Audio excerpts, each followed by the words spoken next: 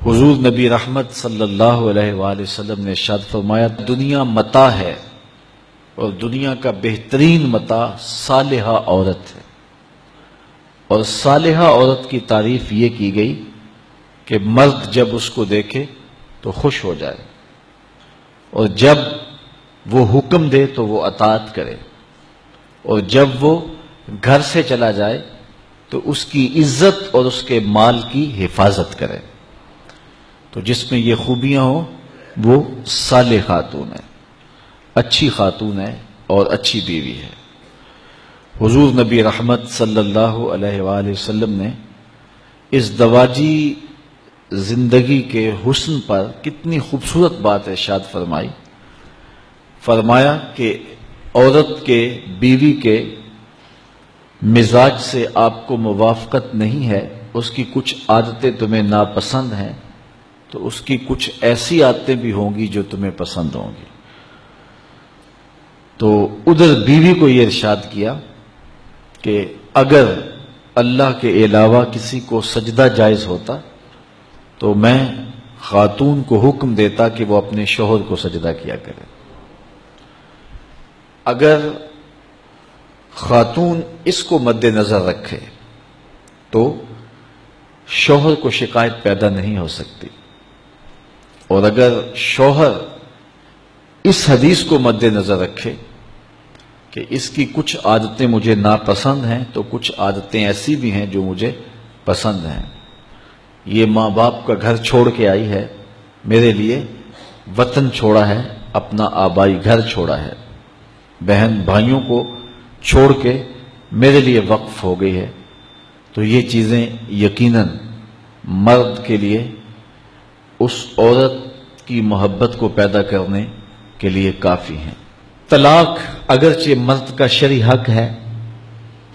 اور اگر نباہ نہ ہوتا ہو تو طلاق دینا ناگزیر ہو جائے تو طلاق دینا ہی پڑتا ہے، لیکن اس کے باوجود اگر کوئی شخص اپنی بیوی کو برداشت کرتا رہے تو قیامت کے دن رب کی رحمتوں کا حقدار ہوگا۔ جائز کاموں میں جو سب سے ناپسندیدہ امر ہے وہ طلاق ہے، اور جب کوئی شخص طلاق دیتا ہے اللہ کا عرش بھی ہلنے لگ جاتا ہے۔ امرأہ مردودہ اس خاتون کو کہتے ہیں جس کے شوہر نے اس کو طلاق دے دی اور وہ اس قابل نہیں ہے کہ اس کا دوبارہ نکاح ہو سکے۔ پہلے ہی بڑی مشکل نکاح ہوا تھا، بدصورت تھی، جہیز نہیں لا سکی تھی، تو پہلے بڑی مشکل نکاح ہوا تھا، اب طلاق ہو گئی تو اب تو اور زیادہ امکان مشکل ہو گیا، تو وہ اپنے باپ کی دہلیز پہ بیٹھ گئی۔ آگے نکاح کا ارادہ بھی نہیں ہے چونکہ امکان باقی نہیں ہے، تو اس عورت کو شریعت میں کہتے امرأہ مردودہ، لٹائی گئی خاتون۔ حدیث میں آتا ہے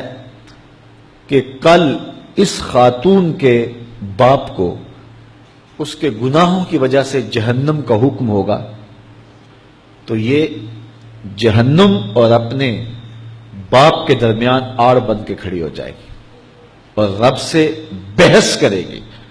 کہ میرے مالک تو نہ مجھے عقل دی نہ تو نے مجھے شکل دی، سسرال نے قبول نہ کیا اور خامن نے دھتکار دیا، یہ ایک بوڑھا باپ ہی تھا جو مزدوریاں کر کر کے میرا پیٹ پالتا رہا، اس کے بڑے گناہ ہوں گے لیکن مالک میں تو اس کو جہنم میں نہیں جانے دوں گی۔ اللہ سے لڑائی کرے گی، بحث کرے گی، اللہ اکبر، الجھاؤ پیدا کر دے گی۔ حدیث میں آتا ہے اللہ اس خاتون کی سفارش مان کے اس کے بوڑھے باپ کو جنت عطا فرما دے گا۔